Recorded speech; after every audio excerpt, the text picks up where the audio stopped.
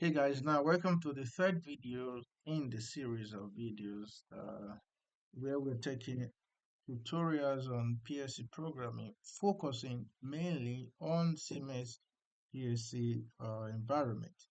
The first video we talked about, if I could remember vividly, we talked about the definition of PLC programming.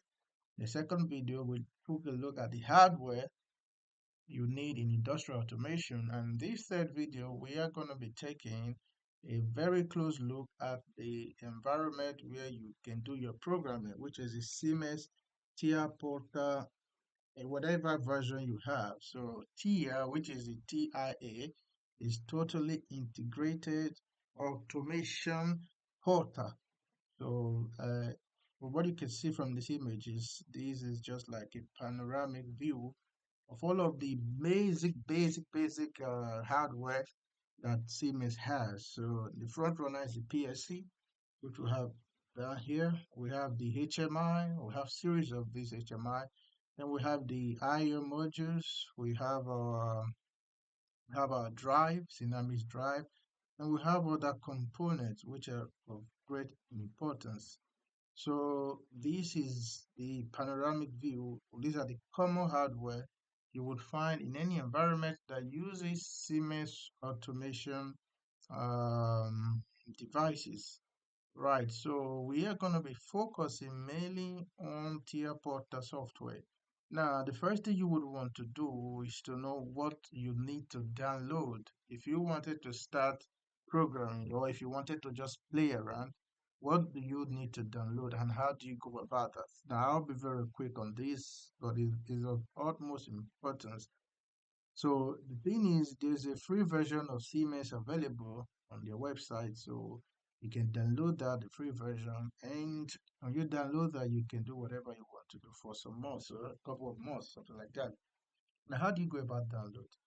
Now, the first thing you have to download is the PSC software itself. Okay, and when you download the PSC software, for example, version 16, you're going to get inside the WinCC, so the HMI.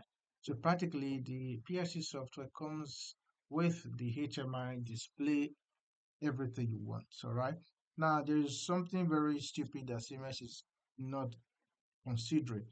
The fact that if you download this PSC software, you're not going to have the ability to simulate. So you have to download. The second software to download is a simulator, which is the Semantic Simulator, the same version of your PSC. So let's assume version 16. If you download a different version, it may not work. So you have to keep on with your version. And as you are updating your software, you must make sure that all the packets are readily available. All right, so the first thing is the PSC system. You download that. The second one, after you've downloaded your PSC, you've tried to create a project and it works. The second one is your simulation software. And after your simulation software, the third one is your semantic start drive. You can get a start drive for G126, all right? So you need the PLC software, the simulation software, and the drive software. Cool. Now, how do you go about that? It's very simple. Just come to your Google and just type tier portal version 16 download like this, and it will take you to Siemens website. When you click on it, it's going to take you to the right page where you see everything that has to do with the version you actually look at for. Okay. Now, the great thing is you have PDF of all of them, of every software you are downloading. This is a PDF that informs you of what you're downloading. And if you come down, you're going to see all of the set of files. So you see DVD1, DVD2, now all of them.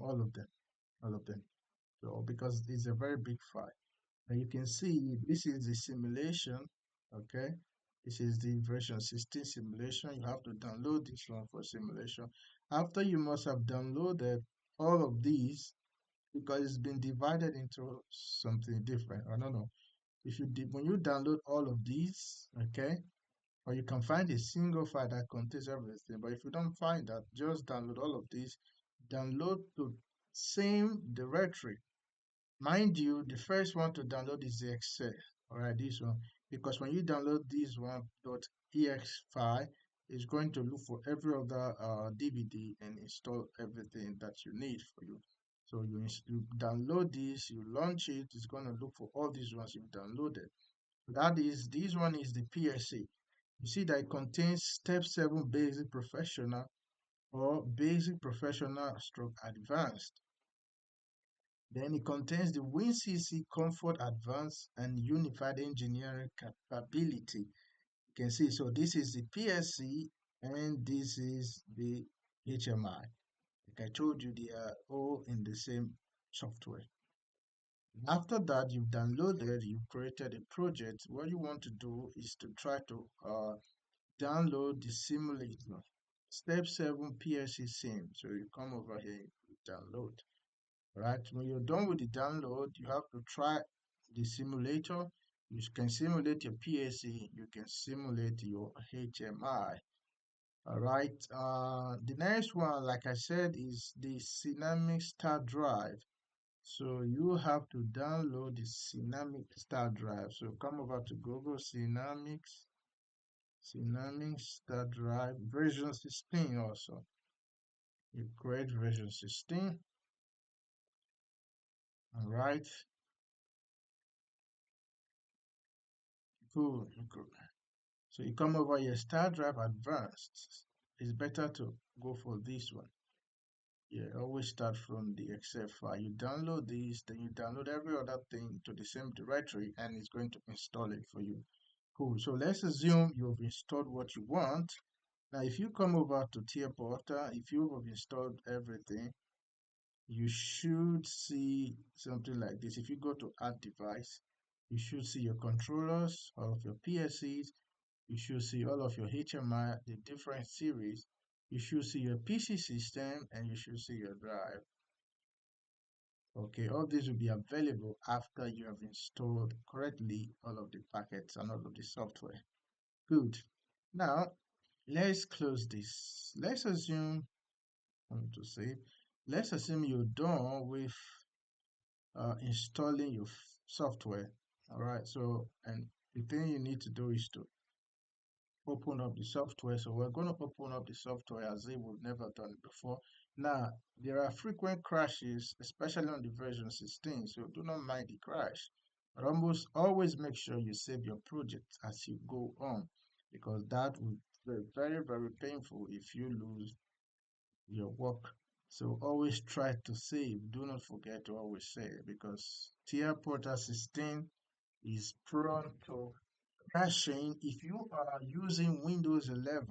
I am on Windows 11 and that is why it crashes almost all the time. So luckily this is just for play and I don't have any serious project on it. Now when you open up the software, this is what you're going to see. You have the chance, the ability to open existing software just like I have here on my right hand window. You can create a new project. You give it a name. You can migrate a project. So you look for, just open up the path and you migrate a new project and you can close a project. Cool. Then here we have the welcome tour, installed software. This one gives you a panoramic view of all of the software you have. You can see that we have the TIA Portal version 16, which is the PLC. We have the Tsunami Star Drive version 16. We have the Step 7 Professional. Yeah, sorry, this is the version 16 of the PLC and version 16 of the HMI, right? So here you can user interface language. You can change your language to either whatever language you have in the system. It gives you the chance to change your language. So you go to project view now, go to project view. If you have a project, you're going to see your project tree right here, left hand corner. And if you don't have any project, you're not going to see anything. So right now I don't have a project, so that is why everything is empty. For you to create a project, just go to project, new project, and you absolutely create a new project. But I think we already have an existing project, so I'll just come over here and open up my project that I already have.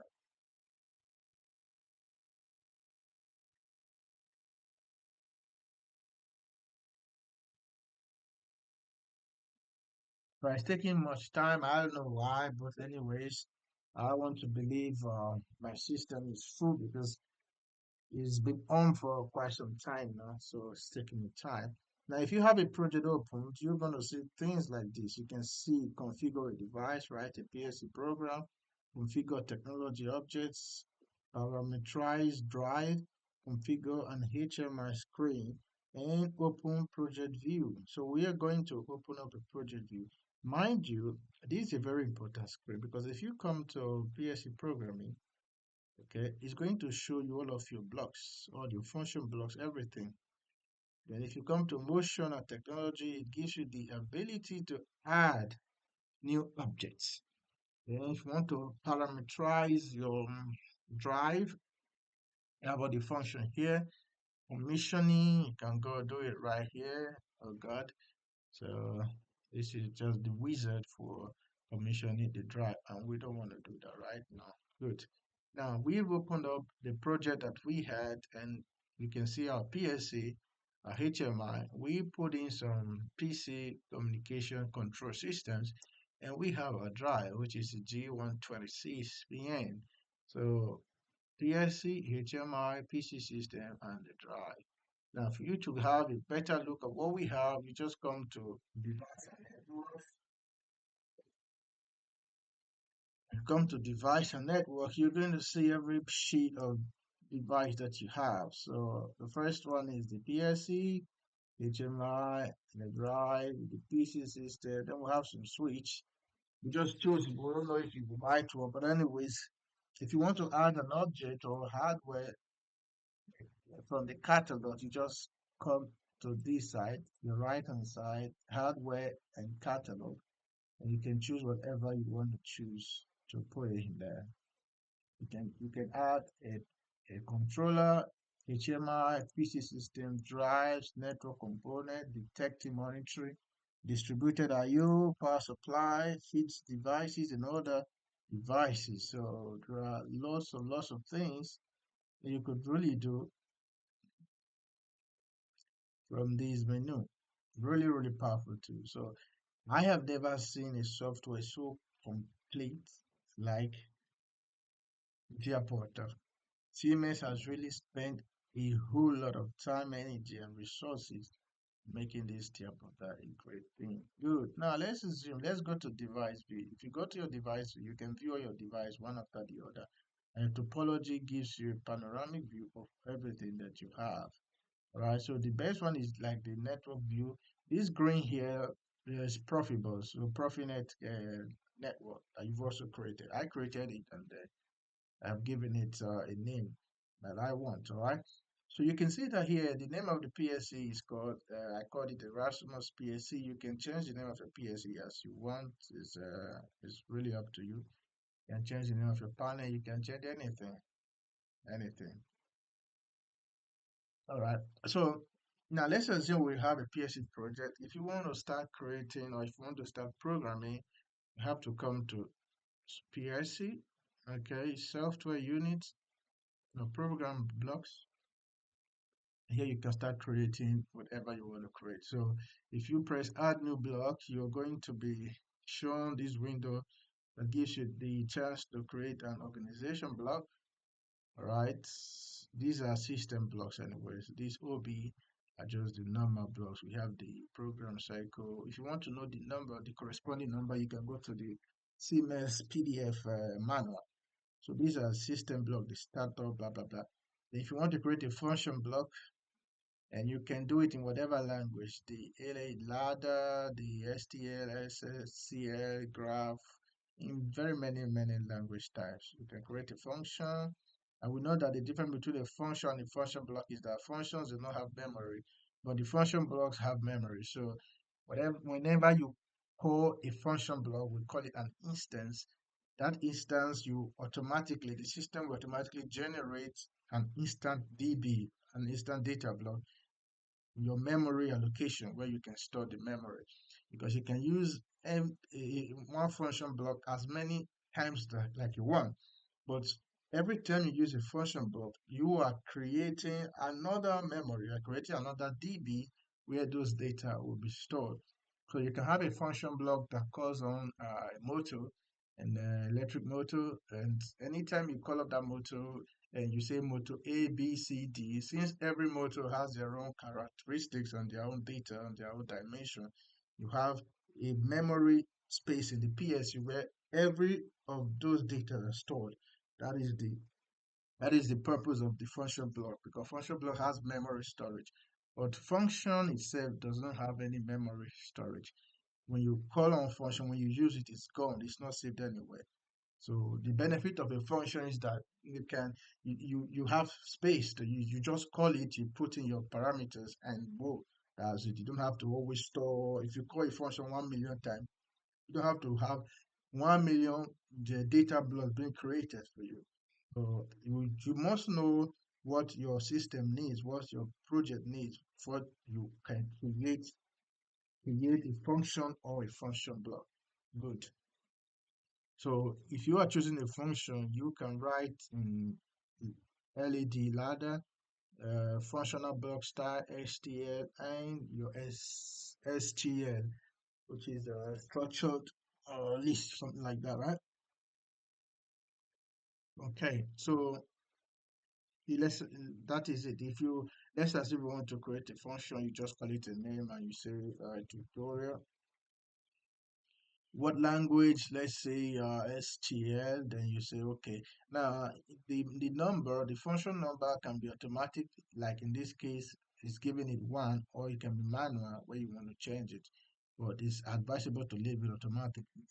It's not too big. Or if you don't have a sequence of names you call your function across your company environment or whatever.